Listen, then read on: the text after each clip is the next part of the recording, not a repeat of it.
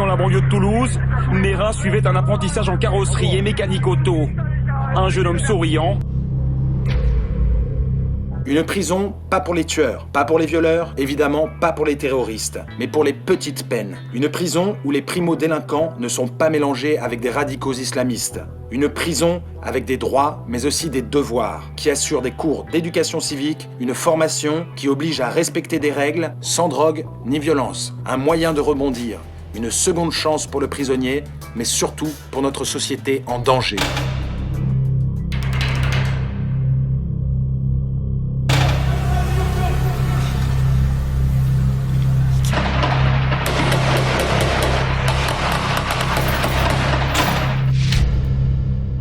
C'est un projet extrêmement innovant, mais aussi tout à fait concret pour apporter des solutions. Pour lutter contre cet obscurantisme de l'être humain, mon engagement, il est total. Cette initiative constitue un moyen de rompre le cercle vicieux de la récidive.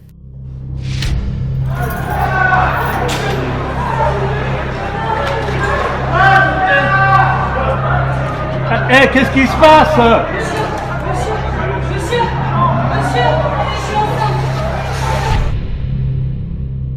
Il faut que la première minute d'incarcération soit en même temps la première minute de réinsertion. La condamnation, oui.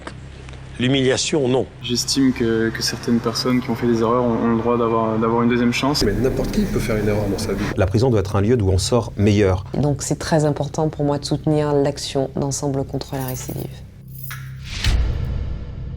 On n'a pas imposé une souffrance rédemptrice à quelqu'un qui ne fait que subir. D'ailleurs, il ne peut pas y avoir de rédemption s'il n'y a pas de liberté. La réalité, c'est que quand on met quelqu'un en prison, c'est déjà un échec de la société. Je pense que tous les musulmans qui sont en prison peuvent entendre cette voix-là.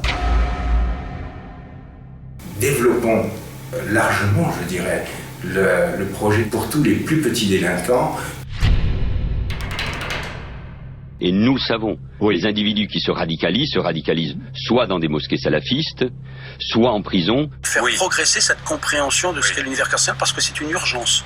Je vous le dis, monsieur population, là on en parle. Je vous le dis, nos prisons annoncent les malheurs de demain.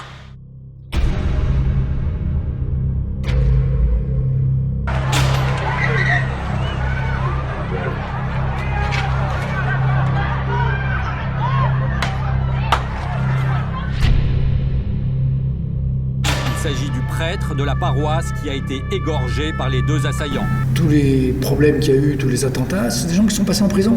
Je trouve le projet excellent. Mais là, on est dans l'urgence.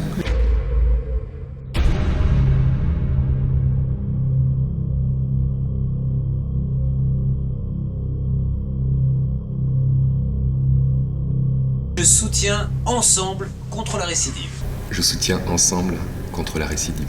Autant d'énergie, de personnalité, d'entreprise derrière une cause aussi difficile que la lutte contre la récidive, c'est tout simplement parce que c'est une évidence. Alors agissons, tout de suite.